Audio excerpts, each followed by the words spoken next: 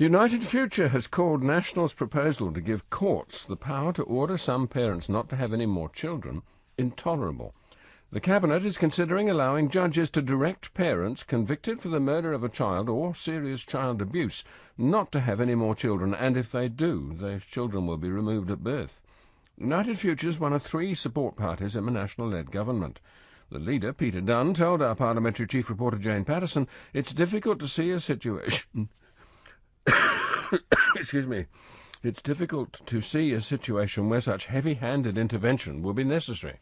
I'm astounded that they could even be considering such moves. I think it's fair enough to expect people who are receiving government support to honour some responsibilities in respect of that support back to the state.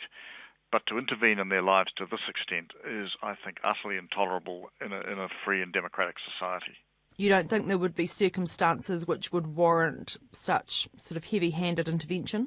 Very difficult to see. There may be the odd case, but to have a blanket provision or to be talking in such draconian terms as a matter of course, I think goes just way beyond what would be acceptable in a modern, open community like ours.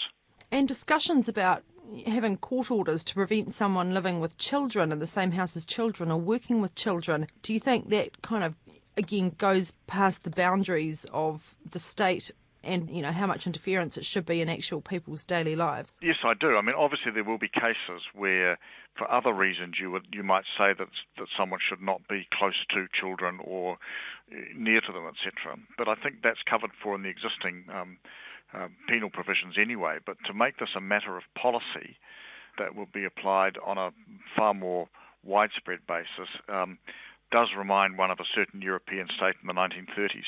You think that's a fair comparison? It's probably an extreme comparison, but you do start to wonder about heading down that path. In terms of, I mean, you're obviously a support partner. I know this isn't covered in confidence and supply. Is this something you could ever support?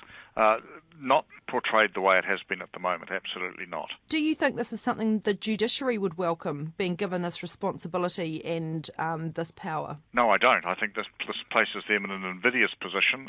They become not the interpreters of the law, but they are effectively, in this case, becoming moral arbiters, and I don't see that as their role at all. That's the United Future leader Peter Dunne speaking to Jane Patterson. With more on this later in the programme.